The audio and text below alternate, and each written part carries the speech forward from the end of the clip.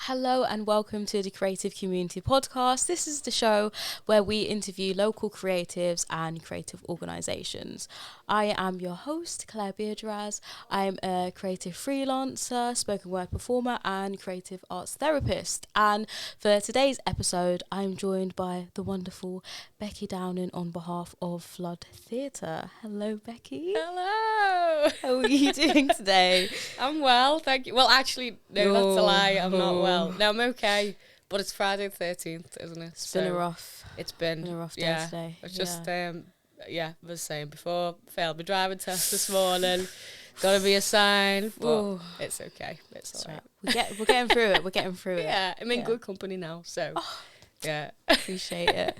So, obviously I said you're here on behalf of Flood Theatre, so I know you're sort of one of the co-founders of Flood Theatre with Jessica Mead as well. Do you want to tell us a little bit about Flood Theatre and what you were all about? Yeah, sure, yeah.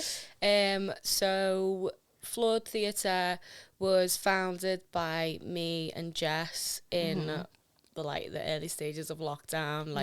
We've actually been around for I think going on 3 years now, but we did nothing for the best.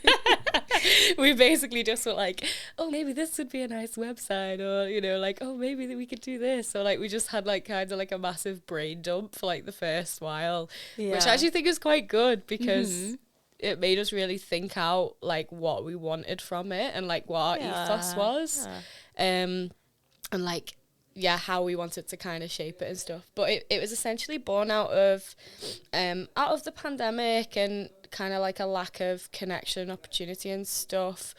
But also so me and Jess went to university together in different years, and then didn't really meet properly at university, always kind of passing ships in the night. Yeah. And then but always was she's lovely sort of thing. And then we bumped into each other for the same job interview at Storyhouse. No way. Yeah, how crazy is that? Literally a few years ago now. And we're oh, hey, how are you? Yeah. And everyone in our uni, we went to Leeds, and literally everybody was Southern, everyone. Right. So all of our mates and stuff obviously are in London and whatnot around the world and that now. And there's not a lot of people in the Northwest, so it was we were we're both in the Northwest. Yeah. Jess is from Warrington, I'm Liverpool, obviously. And so we just started to hang out and became really good friends. And then we were why don't we make some work together? And so that's kind of how it was born. And it was sort of out of the frustration of, so I was an actor for a while before this, and I'd kind of done the whole been to London and going on last minute self-tape auditions and all of that crazy stuff, toothpaste commercial things, and just who's gonna hire me for a toothpaste commercial? Do you know what I mean? And literally not because I have really bad breath or anything, just because I'm just a random person I haven't got especially beautiful teeth, but that type of thing. It wasn't really it was just we were both kind of in this position in life where we were really slogging to do work that we weren't particularly passionate about, and it wasn't kind of in line with what we were believing in, or I was getting typecast a lot as the funny northern girl, do you know what I mean? Which I am, that's fine, but I'm also more than that. I'm so much more and it's just, I don't know, or not getting anything. And so we were we just want to make some stuff and work with people in the community. And that is how Flood was born. That was very convoluted way. Sorry, I've explained it. No, even I didn't know that. So this is actually this is information for me as well. No, I love it. You got the down now. I have more of a question out of my own interest. Yeah. How did you guys come up with the name Flood Theatre? Because for me, it's actually captivating. It's Flood Theatre. It's not sort of forgettable. Yeah. No, that's really good to know. Thank you. Yeah. It's actually so we, in that brain dumping period, we thought about what we wanted to call it, and we had all these different ideas, and then it's actually Flood was Jess's name choice, actually. It just happened to be that she suggested it, and we were both like, oh my God, that's it. And it comes from, so we both really like Emily Dickinson as a poet. Okay. And there's an Emily Dickinson poem which essentially just talks about how, like, you know, you can't keep a flood inside a drawer, you can't keep it under floorboards, you can't, like, you know, that type of thing about, like, this force that is, like, it kind of like using the elements as a metaphor for, like, you know, kind of transgressing boundaries and boxes and stuff like that. And we both really like that, just kind of like creatively, but also like that fluidity. And I mean, Jess would be like, oh, I'm a Pisces, so water sign. You know, that would be her, like, what she'd say. But yeah, that's kind of where it came from, that poem. So we were like, yeah, flood, that's it. Amazing. I'm actually kind of glad that there was like a bit of a story behind it, because if I was left in charge of like naming a theatre company and I like picked Flood Theatre, and then I was asked, I'd be like, I love the water, like. That was really like no, but like there was some corkers of, like, I can't even remember now. We've probably got somewhere like a big document on like Milanote or something with like all these like name suggestions, like probably mostly terrible from me, or like just stupid stuff. But yeah, that's how. Yeah, I love that. And I know you mentioned sort of community. Is that like the forefront, would you say, at the forefront of some of the work that Flood Theatre do? Or? Yeah, so excuse me, sorry. So basically, like, kind of the idea behind the work that we create is that everything is so that it's kind of like collaborative process.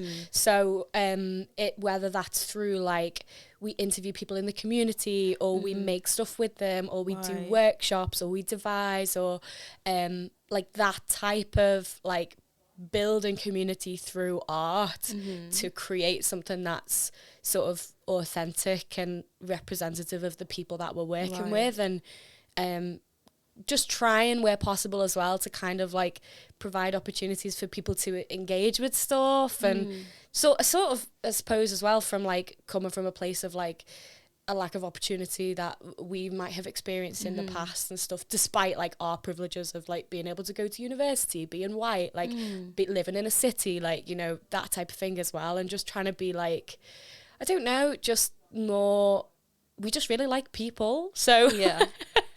And like we think the best stuff comes out of like partnerships. So yeah, that type of focus, I guess. Nice. Jess would probably be a lot more articulate about it than I am, but yeah, that's no, I think that's sort of the same intention, like, because I'm a therapist as well, as you know.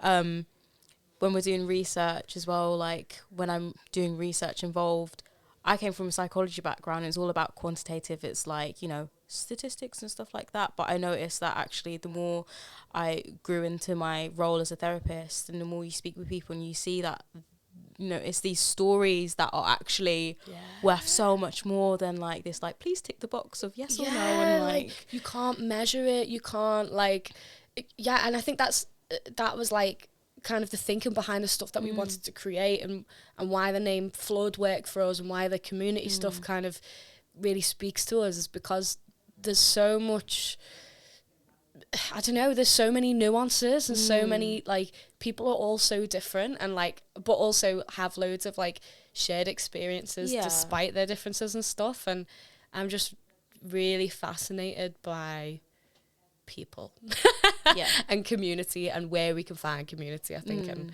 so that's kind of like, but both Jess and I are. So there's an overlap there, which is absolutely really interesting. You must get so many like really incredible like range of people's life experiences and stuff, like definitely. I mean, across all ages as well, because I work with like very little ones, under 11s, but I also work with people like up to like 60 or 70, and like people always assume, right, that, you know, if you're older then you have more experience and like they won't know anything if they're young. And well, actually, like, young people have a lot to give as well. Like, you know, we have I've stuff been on is- TikTok recently. Ooh, I've seen it yeah. on the TikTok. I was calling it until like the other day. I was like, oh my god, shame. Yeah, there's loads. Yeah. That's so true. Like, and also as well, like, there's.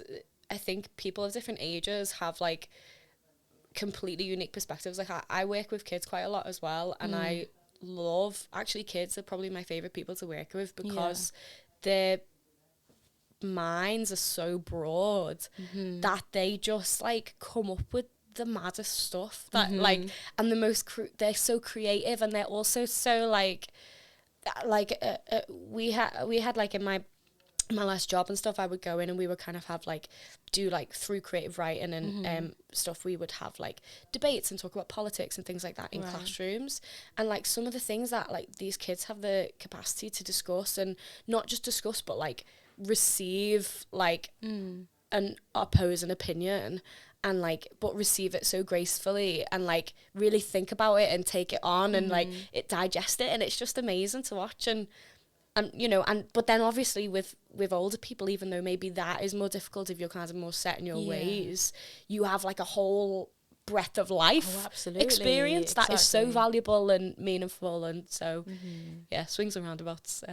Definitely. Yeah. How I wonder then, how's it been for you sort of managing, being one of the co-founders for Flood Theatre, and then obviously managing your own creative outputs, your own career and other sort of jobs around that? Because I imagine like whew, juggling like I'm not gonna lie, like I'm still finding a balance. Like I think most people who are freelance just spend their life trying to find a balance of like of stuff. I know you will relate 100% as well, especially if you've got like a PAYE job as well as like stuff as well as freelance stuff. And then I mean I've tried to be, I think because I've been busy since I was like 17. So like for me, like the last like 10 years of working creatively, either alongside like university or jobs or both, or do you know what I mean? Like whatever it is, has just been about trying to find I guess like balance and boundaries where I can. And don't get me wrong, like I'm still guilty of it, and I'm not an advocate for, you know, being like a slogging away and like work is your life kind of thing, because I just don't think that's healthy. But I have done lots of times where I've like done like 7-day weeks for like 3 months straight and like stuff like that, just because that's kind of what it's been in the beginning, and it is a bit of a graft, like. But I mean, I think boundaries are really important. And also when you put boundaries in place, it makes you like prioritize what's important to you to do as well. So you're not just kind of going like, oh my God, I'm such a yes person. Like I'm always like, I'll do that. Yeah, go on. Yeah, that sounds great. And I definitely have in the past like bitten off a lot more that I can than I can chew. And like me and my friend were joking about this the other day, and it was like, oh, like, do you remember that time in our life where we like had about 3 hours sleep like every night for like 2 years? It was like, oh yeah, that was not the one. What a moment. But like obviously you'll relate to that as well. And for sure. It's so it's tough to balance it, but it's also like really rewarding and enriching, and like I've spent a long time. I would say that I was lucky in a lot of my opportunities, but also like I have spent a really long time like slogging to like make stuff happen. So it's kind of like a mixture of, you know, blessings and also hard work, I suppose, of like being able to try and find stuff. And I'm still trying to find stuff. So you know. I think that's a good point as well about like maintaining or managing like being a freelancer alongside sort of switching hats between different creative mediums and different outlets as well, is that you start to realize what your needs are as a creative. Totally. And it's like, I mean, I'm guilty of forgetting that sometimes and not keeping that as a priority, but what is healthy is remembering that, or keeping yourself grounded in what your needs what you're doing this for and what you need to get out of certain things before we say yes to them as well. Totally, yeah. It comes back to your ethos and your values, and like what is in line with your values, and what is important to you, and what is gonna make you feel or gonna help your art or your work or your life be more enriching, I guess. Yeah. I mean, this is also for me, like I'm literally like winging it. I think we all are, yeah. So do you know what I mean? I think everyone's blagging it. Like Defo. that's the best piece of advice my dad ever gave me was like, I think I was like 22. I'd like just come out of uni, and I was like, oh, I don't know what I'm doing and all this, and you know, I'd never kind of left that education system, and that's like a big shock to the system to not have that safety net sort of thing. And he just went to me, he was like, Beck, like everyone's blagging it.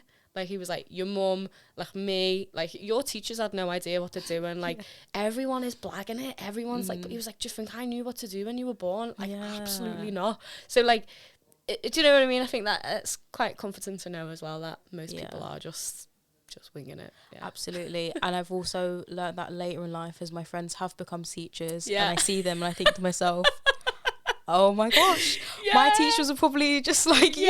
And I'm like, I know. And you find yourself like doing these things that like your teachers did to you. So it's like, oh, you know, like I used to work in primary school, and like if the kids come in off like the playground with like a cut, you'd be like, oh, put a wet paper towel on it, like, you know, like that's and you hear it as it comes out of your mouth, and you're like, oh my goodness, like or I don't know, it's just really funny, like how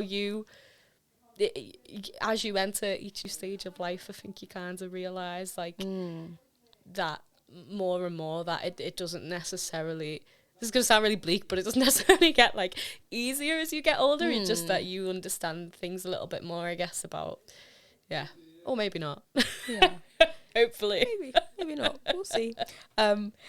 So obviously Flood Theatre, you guys started that at like, was it like pandemic lockdown time you were saying? Yeah.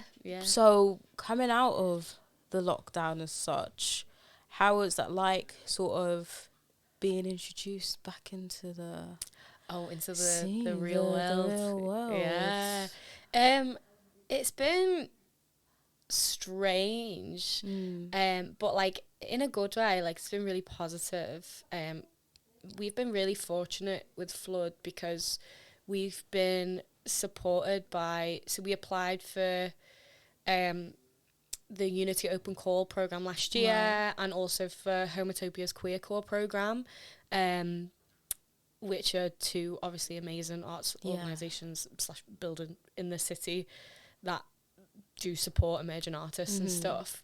And so we've kind of had access to, just as we're coming out of that pandemic, sort of half in, half out, like I suppose mentorship and support and space as well, which is the biggest thing. Like I've literally just come from the Homotopia office before because they just let me use the office sometimes, which is like, it's such a small thing, but like for me, like I like currently live at home with my family, and like it's so loud, and I love them, I'm blessed with them, but it's so loud, and everybody's home and everyone's chatting and and it's just not a conducive working environment. So even just having somewhere that's like that you can go, that is like, you know people are going to be there, and if you have anxieties or questions about like art stuff or whatever, then that, you know, they're there to kind of help that. And I mean, they've both been amazing. Like especially like our relationship with Homotopia has been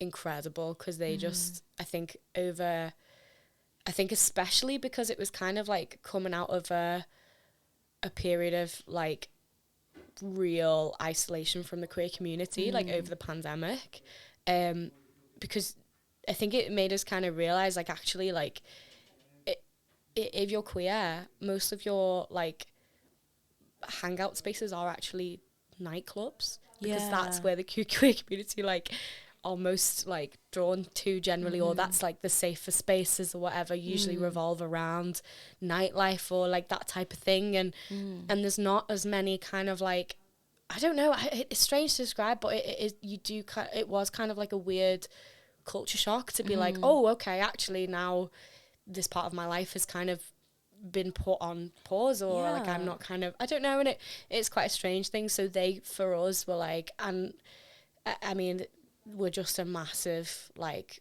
part of refinding our community and stuff, and yeah, that was really special. So I know you were touching on nightlife there.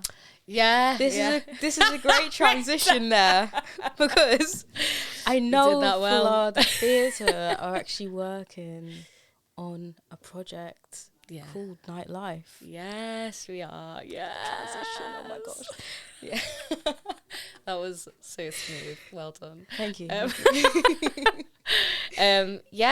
So we are working on a project as well called Nightlife, which is in partnership with Homotopia at the moment as well, and was kind of born out of our initial pitch for our queercore residency as artists with Homotopia, and it essentially we just had this idea that we were like, okay, we really want to explore, based off of the impact that like the pandemic had on kind of like separating lots of the queer community, and then there being a lot of kind of, obviously I'm sure lots of people are aware that in the news there's been a lot of like violence against trans people and like hate against the queer community just kind of as a whole, and also like difficulties within the community understanding each other and like the nuances of identity, and like all of this stuff like has just been really difficult. And there's been a lot of like hate crimes in Liverpool specifically as well, and a lot of these kind of center around a lot of these will happen on nights out. It's just you know the way it is, and so it's kind of like we just sort of started thinking about like where are the safe spaces, and like what are the pros and cons of kind of having this queer nightlife as being the prominent community hub. Like where are the intersections within that, like because as well, like a lot of places, not just in Liverpool but like generally, are centered around a particular type of queerness, like in those clubs, like you know there's a lot of places that are very white, also that cater majoritively to gay men, and you know there's been a lot of situations where like if you're you identify as bisexual or trans or you know you're within the community but you're maybe kind of not as binary of an identity. I don't really like to use that word because I don't think that's quite right, but just my brain is Friday the 13th, my brain is wobbly. But like maybe kind of not as well documented, let's say, maybe as historically. You kind of struggle sometimes to find spaces, like especially like with bisexuality, it's quite complicated because both Jess and I like have used or currently use that label. I prefer actually now to use the label queer, but essentially we've both been attracted to multiple genders in our lifetime, and something that we find quite interesting is that we have like almost kind of like a blessing and a curse in one sense, where you can kind of tread the line of like of both sides of the coin sort of thing. So like you can, which is a blessing because, you know, a lot of bisexual people can experience straight passing privilege. So like you could, you know, potentially go on a night out in a straight night club. I'm saying this like I go out. I literally I have been out once since the pandemic, and I don't really drink, so it's not so I'm like, you know, this is kind of like pre-pandemic really, but also from conversations and stuff as well. So apologies if I'm completely out of touch, like some old lady coming and being like, "There's youths," but yeah, so you know, you kind of have that straight passing privilege where you can go on a night out in a straight club, but in a way that, you know, a drag queen might not be able to without feeling kind of as obviously queer, if that makes sense. Not always, but as a generalization. But then on the flip side of that, you have both within the queer nightlife scene or queer community and straight community, you have like a lot of prejudice towards bisexuality because of that fluidity. So like, for example, in the straight community, you often get a lot of, especially on nights out, you often get a lot of, you know, like, oh, like, would you have a threesome? Or like, oh, let's talk about like these guys and stuff like that. And I'm like such a prude as well. Like, I'm really not comfortable to talk about that type of thing with people who I don't know. Do you know what I mean? Like, yeah, absolutely. And you kind of get, you know, objectified a lot, or you're told it's a phase, or, you know, by the queer community. As we've had experiences where, you know, you're not gay enough, like you're not allowed into queer spaces because you're not queer enough. Or if you've got if you're a cis woman and you have a cis male partner, for example, like that's not considered a queer relationship because it's like, oh, okay, well, that's, you've just gone straight, or you're on your way. I get this a lot, like, you know, you're a stop on the way to Gay Town kind of thing, like, and it's quite frustrating to find. I think, I mean, I'm speaking obviously from personal experience, but also kind of on behalf of the community and stuff, based off like interviews and things that we've done around this piece. But you're constantly kind of at these intersections and trying to like navigate these nuances of your identity, which is confusing anyway, because it's a very strange thing to be confronted with, like anything queer, because you're not told about it in society. But also because of that fluidity, it's kind of like, you know, it's like, oh, like, am I just indecisive or am I just confused, or am I really queer? Am I queer enough? Like, am I, do you know, like all of these queer imposter syndrome, I think is big. So sorry, I kind of went off tangent then, but like basically these are just some thoughts and experiences and feelings that we had been having, and we pitched the idea to do a play that would be created, that would kind of interrogate these ideas, based on interviewing people within the Liverpool bisexual community, about their experiences on nights out, or like as a bisexual person navigating Liverpool and beyond, basically. And it sounds deep. It is deep, but it's also like, it's basically like a hybrid of like a show and a night out kind of thing. Ooh, so and it's like all written in like poetic form. So everything is rhythmic, and there's lots of like proper bangers, like you know, it's very fun and bright and colourful. But that's the piece that we're creating at the moment. Yeah, exciting. So it's been really fun. It's been really special. But yeah, I think again it sort of highlights that importance of working on something that is personal, you can relate to, but also it's that like we have our own individual experiences, but we also have our shared part too. Yeah, because you can't just like paint people with the same brush just because they might use the same label occasionally as well. Like everybody is so nuanced, but like you can still be super different but have like shared experiences, which is really cool. And it's been really like really cool to kind of delve into that and like meet other people, and also be like, wow, that's so different to how I experience things and stuff. And so it's been nice. good. So we've got that coming up, and I know you also have Touch coming up, which I have the pleasure of knowing a little bit about. So we've got our play, our next play, Touch, is coming up. It's going to be on the 18th of June in the Unity. And it's essentially a play that centres around exploring people's connections in the face of loneliness. And that was kind of born again out of the pandemic sort of thing. But basically what we did was we just hosted a load of different interviews. Obviously we did one with you as well, which was lovely. Some people we knew, some people we didn't, some people were friends of friends, like just kind of did like a broad call out for all these different types of people who were living in Liverpool or from Liverpool, who would come in and talk to us about loneliness and what loneliness was to them, or what connection was to them. And we had like, I mean, oh my goodness, it was wild. Like, it was so, again, it's that like, you know, so many different people but talking about like a similar kind of core thing. And at the root of it, the discovery, which for us was that actually like people need connection as like a survival mechanism. It sounds like such an obvious discovery to make, but it was quite interesting, like then investigating how people experience connection in different ways, and learning about people's love languages, and learning about, you know, people's different obstacles and stuff.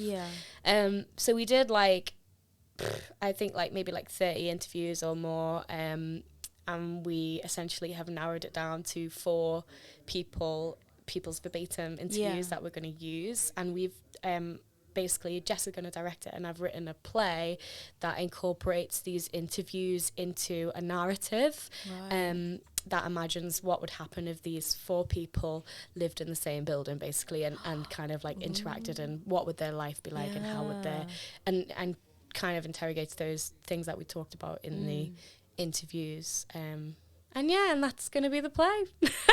Wow. I love how it's always sort of informed with sort of speaking to like the community, people in the area and things like that. What is that like then, writing based off sort of that sort of material? It's really hard. I actually had it. So the process with Nightlife was not especially more difficult than I have found writing other plays. So Nightlife was the 3rd play that I've ever written. Touch is the 5th play that I've ever written. And Nightlife was kind of just sort of organically emerged as this. We always knew it was going to be a one-person show. So while we were looking at these as like the sort of verbatim inverted comma element of it, it wasn't so much like, you know, we're going to use these things by rote. It was like we're going to absorb these experiences and try and navigate these stories through the lens of one person. And so that was always kind of like, there was a lot more creative freedom. Like we knew it was going to be rhythmic, so it made sense that it would be essentially like an extended poem that was a play. So that was like very enjoyable and very kind of like, because that's kind of like a lot of my preferences of writing and stuff like that, kind of, or my experience of writing is like through poetry and stuff as well. So that was quite a nice hybrid.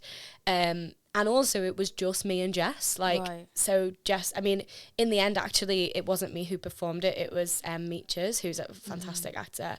And she stepped in last minute because I had COVID. Lol. No.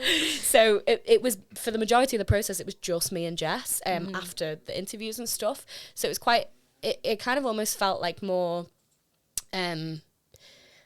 rhythmic, I think, is the word that I would use. Whereas this time round with Touch, I mean, I'm really grateful that we've done it this way, and it feels like it's been worth the slog. But oh my goodness, like trying to, I have so much respect for people who like work with direct verbatim scripts like all the time, because I've found it so hard to kind of like shape a narrative that is going to be theatrically engaging and rewarding for an audience, but also that is like true to who these people are. In the, you know, obviously you have to have some dramatic license and stuff. Of course, yeah. And you know, there's a lot of things where we've taken creative liberties and stuff. So like, there are experiences, obviously, like there are experiences that the characters have in the play that the people that we interviewed didn't have, but it ties in things together. They obviously don't all live in the same building. They don't all, do you know what I mean? We've put them together and we've created situations for them in certain things. But a lot of the text is actually, if not word for word verbatim in some bits, there's like sampled or like the writing has been created, the script has been created around phrases that they've used or sentences or like ideas they've expressed or interests and things like that, and we've just sort of built on it.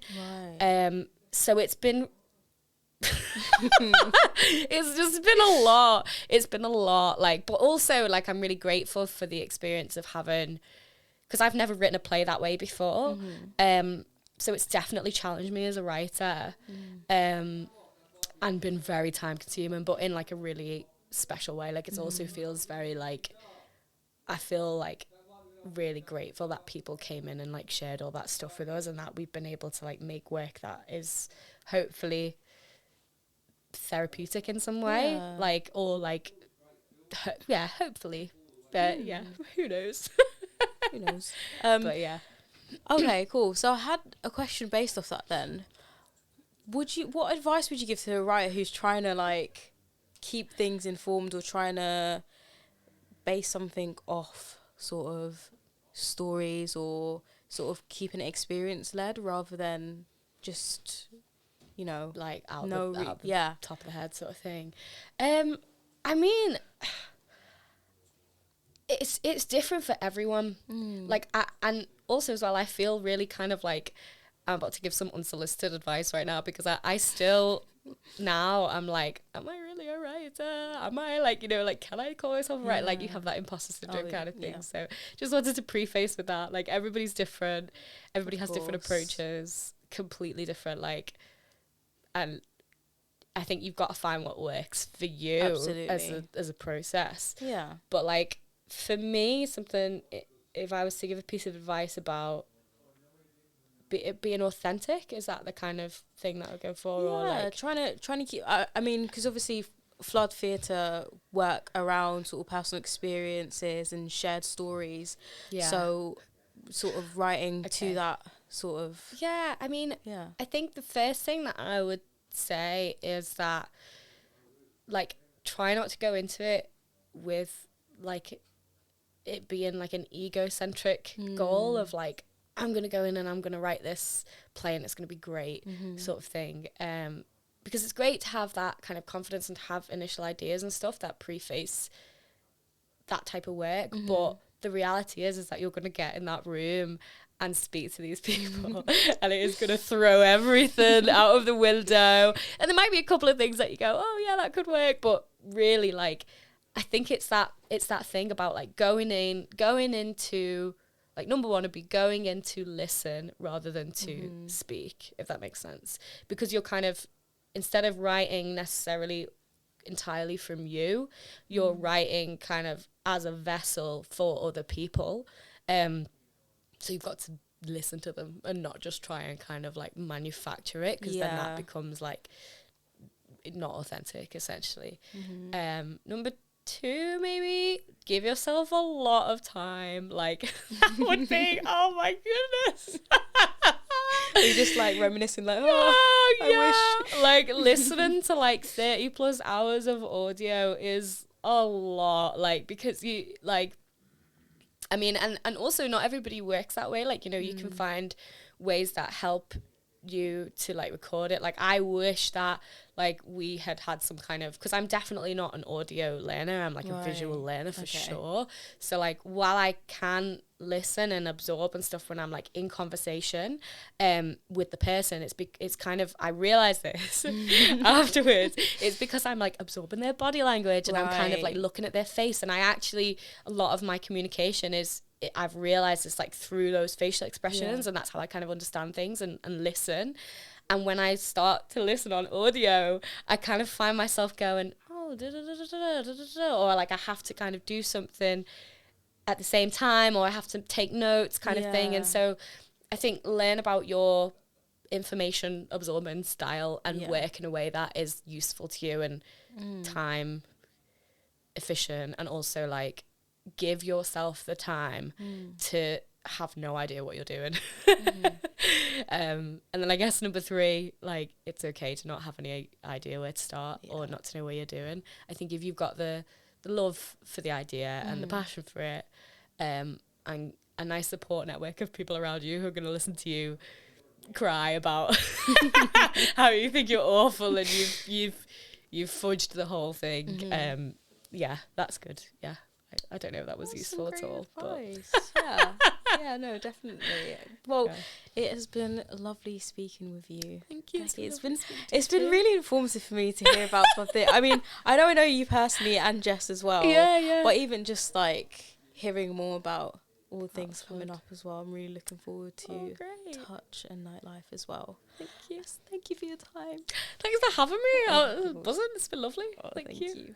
So that's it for today's episode. If you enjoyed and you're watching us on YouTube, please give us a thumbs up. It lets us know that you are enjoying this series so far and even this episode. Be sure to subscribe to keep an eye out for when other episodes are being released. If you're not watching on YouTube, that means you must be listening on one of our other platforms, so either on Spotify or Apple Music. Be sure to leave us a rating, let us know how you feel about things, and also maybe jump onto our YouTube channel and let us know there as well. Give us a little thumbs up there too, and subscribe as well. So massive thank you to LVP Online for making this all happen, for the resources and the support. Really appreciate it. I have been your host, Claire Beardraz. So if you want to follow me and keep up to date with any projects I'm up to, my social medias are at Claire Beardraz on basically every social media. So I'm sure you can find me on all of them. But yeah, that has been it for today's episode. Thank you again, Becky. Really appreciate it. And we will see you in the next one.